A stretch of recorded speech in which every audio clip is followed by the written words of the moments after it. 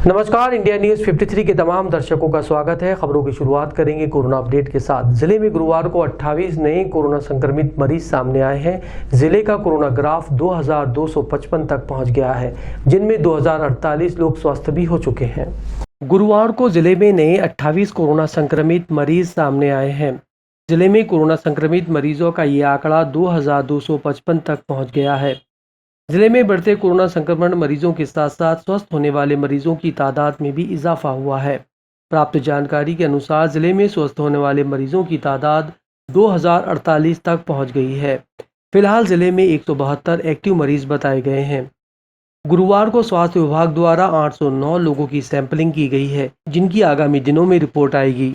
स्थानीय tempo stand क्षेत्र में फ्री वाईफाई शुरू कर लोगों की भीड़ जमा करने पर यातायात पुलिस ने कार्रवाई कर 2 लोगों पर चालानी कार्रवाई कर उनसे जुर्माना राशि वसूल की है। टेम्पो स्टैंड क्षेत्र में पुलिस को सूचना मिली कि कुछ लोग एक ही स्थान पर जमा हैं और काफी भीड़ लगाकर खड़े हैं, जिसके बाद मौके पर यातायात सूबेदार हेमंत कुमार पाटीदार पहुंचे तो पाया कि मोबाइल दुकान पर हुजैफा नाम का युवक अपने मोबाइल से वाईफाई चालू किया हुआ था और लगभग 20 लोग उस वाईफाई से कनेक्ट होकर गेम खेल रहे थे। जैसे ही पुलिस मौके पर पहुंची, सभी लोग भाग खड़े हुए। पुलिस ने मौके से हुजैफा हुसैन और नईम हुसैन को पकड़ लिया। यातायात पुलिस ने दोनों युवकों के चालान काट दिए। प्रत्येक व्यक्ति से 100 रुपए का चालान काटा गया। इस प्रकार 2000 रुपए का चालान काटा गया। गुरुवार को जिले में शिवसेना इकाई द्वारा कोरोना काल में आर्थिक रूप से परेशान हो रहे मध्यम वर्गीय लोगों को सहायता देने के लिए एक ज्ञापन दिया गया। शिवसेना की जिला इकाई द्वारा एक ज्ञापन संभाग आयुक्त के नाम सौंपा गया, जिसमें लॉकडाउन के कारण भुखमरी के शिकार मध्यम वर्गीय परिवारों के भरण पोषण की व्यवस्था शासन प्रशासन द्वारा करने की मांग की गई है। शिवसेना के आशीष शर्मा ने कहा कि कोरोना महामारी की रोकथाम हेतु शासन ने संपूर्ण प्रदेश में लॉकडाउन लगा दिया है, जिसके कारण विगत 1 माह से व्यापार व्यवसाय नौकरी में काम करने वाले मध्यम वर्गीय परिवार के सामने भुखमरी का संकट हो गया है। सामान्य जाति वर्ग के परिवार के पास बीपीएल कार्ड नहीं है। इसके कारण शासन द्वारा प्रदत्त अनाज आदि सुविधाओं से ये लोग वंचित हैं। समाज में शर्म और आत्मसम्मान के कारण मध्यम वर्गीय परिवार अपनी व्यथा किसी को नहीं बता पा रहे हैं। इन लोगों का अपना जीवन यापन करना मुश्किल हो गया है। खासकर मंदिरों में पूजा पाठ कर अपना जीवन यापन करने वाले ब्राह्मण परिवारों की दुर्दशा अति गंभीर है। कोरोना से मरे या नहीं मरे, भुखमरी के कारण मरने को विवश हो जाएंगे। भविष्य में यदि लॉकडाउन सतत 1 माह और जारी रहा तो निर्दोष लोगों की मौत होने लगेगी, जिसकी सारी जवाबदारी शासन प्रशासन की होगी। शहर में टीकाकरण सेंटरों पर टीका लगाने वाले 18 वर्ष से अधिक युवाओं और बुजुर्गों को सेंटर पर पहुंचने लगे हैं और टीका लगवाने के कार्यक्रम में हिस्सा ले रहे हैं। बुरहानपुर शहर में जहां एक और 18 साल से ऊपर युवाओं को वैक्सीनेशन किया जा रहा है, वहीं दूसरी ओर 45 साल से ऊपर वाले युवा भी जोश में आकर टीके लगवा रहे हैं। शहर के पुराने टीबी अस्पताल और सुभाष उत्कृष्ट विद्यालय में 45 साल से ऊपर उम्र वालों को वैक्सीनेशन किया जा रहा है। सुभाष उत्कृष्ट विद्यालय में ज्यादा से ज्यादा बुजुर्ग वैक्सीनेशन कराने पहुंच रहे हैं। गौरतलब है कि इस वक्त 18 वर्ष की आयु से ऊपर वाले और 45 वर्ष की आयु से ऊपर वाले दोनों ही वर्गों को शासन की मंशा अनुसार वैक्सीनेशन किया जा रहा है। सावित्रीबाई फुले कन्याशाला में रोजाना 18 से ऊपर वाले 100 युवाओं को प्रतिदिन वैक्सीनेशन किया जा रहा है। सुभाष विद्यालय में एक ही दिन में 300 बुजुर्गों ने वैक्सीनेशन कराया। युवाओं के साथ साथ बुजुर्ग भी अपनी सुरक्षा के लिए वैक्सीनेशन कार्यक्रम में बढ़ चढ़कर हिस्सा ले रहे हैं। खंडवा की सब्जी मंडी में कोरोना प्रोटोकॉल का पालन नहीं किया जा रहा है, जिससे संक्रमण फैलने का खतरा बढ़ गया है। कोरोना संक्रमण बचाव के लिए सोशल डिस्टेंसिंग का पालन ही एकमात्र बचाव बताया गया है। इसके लिए देश प्रदेश में लॉकडाउन लगाया गया है। शासन के आदेश का पालन सरकारी तंत्र हर जगह भले ही करा रहा हो, लेकिन सब्जी मंडियों में सोशल डिस्टेंसिंग के पालन की धज्जियां उड़ रही हैं। मंडी के मामले में प्रशासन की हर व्यवस्था चरमराती दिख रही है। ऐसे में यदि कोरोना वायरस सब्जी मंडियों के रास्ते गांव का रास्ता पकड़ लेगा तो उस स्थिति विकट हो जाएगी। मंडियों में लॉकडाउन और संक्रमण से बचाव की जिस तरह से धज्जियां उड़ रही हैं, वो रोजाना देखने में आ रही हैं। बस फर्क इतना है कि अन्य जगहों पर लॉकडाउन टूटता है तो हंगामा खड़ा हो जाता है, लेकिन मंडी में होने के कारण यहाँ इतनी सख्ती नहीं हो पा रही है। इस बीच किसान, आड़ती, थोक व फुटकर विक्रेता सोशल डिस्टेंसिंग के नियमों को तार तार कर रहे हैं। यदि ये संक्रमण इनसे आड़तियों तक पहुँचता है तो संक्रमण गाँव तक पहुँचने में देर नहीं लगेगी। इस बारे में कोई भी जिम्मेदार अधिकारी बोलने के लिए तैयार नहीं। इंडिया न्यूज 53 के लिए मनीष गुप्ता की रिपोर्ट। कोरोना कर्फ्यू का उल्लंघन करने वालों पर पुलिस ने सख्ती बरतते हुए चालानी कार्रवाई की और प्रतिबंधात्मक कार्रवाई जारी रखी। खंडवा शहर में कोरोना कर्फ्यू का पुलिस सख्ती से पालन करा रही है। कोरोना कर्फ्यू का उल्लंघन कर शहर में निकलने वाले लोगों के खिलाफ उन्हें खुली जेल में भेजा गया और 11 लोगों के खिलाफ प्रतिबंधात्मक कार्रवाई की गई है। इसके अलावा सैकड़ों लोगों को शहर के बाहर से ही लौटा दिया गया। इसके चलते पूरे दिन सड़कों पर सन्नाटा रहा। वरिष्ठ अधिकारियों के निर्देश पर पुलिस ने सख्त कार्रवाई शुरू की। शहर में आने जाने वाले प्रत्येक नागरिक से पूछताछ की जा रही है। गुरुवार को पुलिस ने लोगों के खिलाफ प्रतिबंधात्मक कार्रवाई की। पदम नगर पुलिस और नगर थाना पुलिस ने कुछ लोगों को खुली जेल में भी भेजा। पुलिस सुबह से ही एक्शन मोड में नजर आई। शहर में आने वाले प्रत्येक व्यक्ति को रोककर पूछताछ की गई। इस दौरान शहर में घूमते मिले लोगों के खिलाफ पुलिस ने बेवजह प्रतिबंधात्मक कार्रवाई की है। इंडिया न्यूज़ 53 के लिए मनीष गुप्ता की रिपोर्ट। वरिष्ठ अधिकारियों के निर्देशानुसार लॉकडाउन का सख्ती से पालन कराने के निर्देश प्राप्त होने पर आज थाना मोहगढ़ रोड पर सख्ती से लॉकडाउन का पालन कराया गया। बेवजह घूमने वालों को कारण बताओ सूचना पत्र देकर उनसे बॉन्ड भराया गया और उनको जो है एक दिवस में अपने बेवजह घूमने का नोटिस जारी किया। खंडवा जिले के आदिवासी अंचल में कोरोना वैक्सीनेशन के पूर्व रक्तदान शिविर का आयोजन किया गया। खंडवा जिले के आदिवासी विकास खंड खालवा के गुलाईमाल में मनमोहन कला समिति द्वारा कोविड वैक्सीनेशन के पूर्व रक्तदान शिविर का आयोजन किया गया। समिति के अध्यक्ष समाज सेवी मोहन रोकड़े के दिशा निर्देश और कार्य योजना के अनुसार आदिवासी युवक युवतियों ने रक्तदान किया।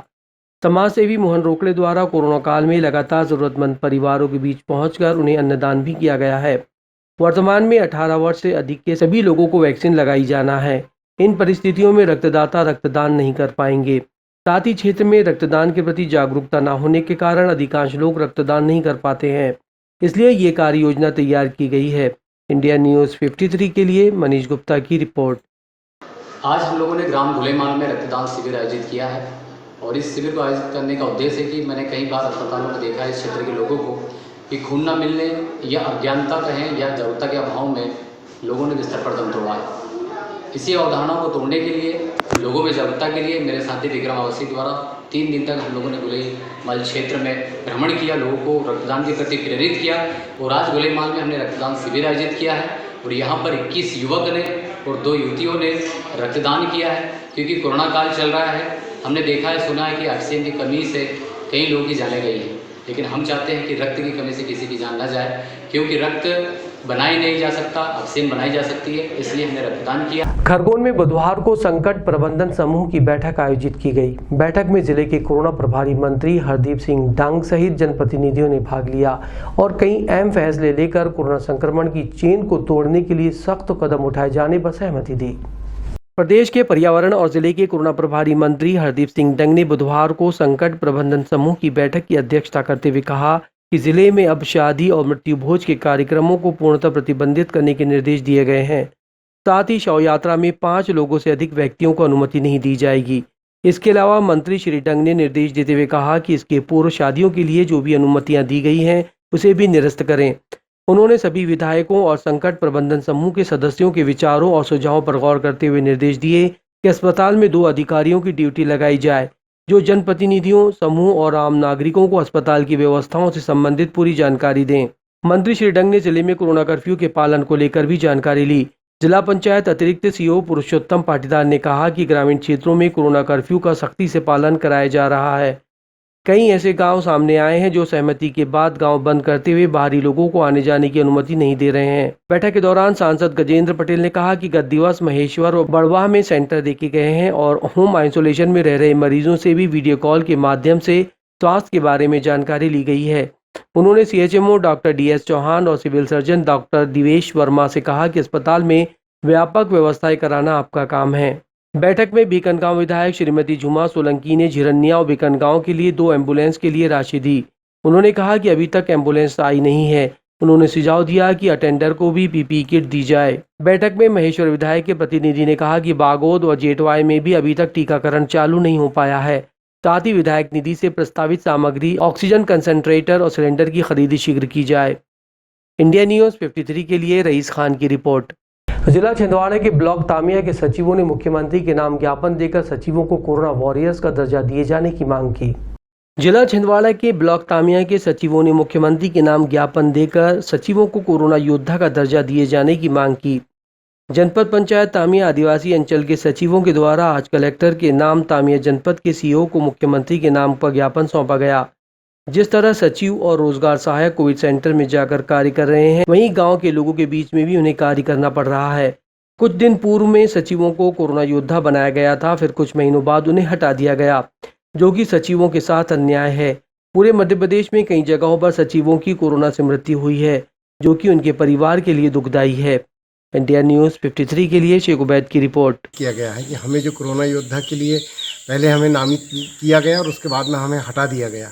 तो हम सरकार से निवेदन करते हैं, माननीय कलेक्टर महोदय के माध्यम से पत्र भेजना चाहते हैं कि हमें 9 मई तक, हम जो अल्टीमेटम दे रहे हैं 9 मई तक, अगर हमारी मांगों को पूरा नहीं किया गया तो फिर हम माननीय अध्यक्ष महोदय के निर्देश अनुसार आगे हम इस का विरोध करेंगे और संभवतः अगर अध्यक्ष जी का आदेश होता है तो हम इससे कलम बंद हड़ताल भी करने पे बाध्य होंगे। पंचायत सचिव और रोजगार सहायकों को 26 अप्रैल 2021 को कोरोना योद्धा योजना में शामिल किया गया था, किंतु मध्य प्रदेश शासन द्वारा बाद में दोनों पंचायत सचिव और रोजगार सहायकों को इस योजना से हटा दिया गया, क्योंकि पंचायत सचिव और रोजगार सहायक ग्रामीण क्षेत्रों में अपनी पंचायतों में कोरोना योद्धा के रूप में भरपूर सहयोग कर रहे हैं, काम कर रहे हैं और हमें अपनी जान का जोखिम है।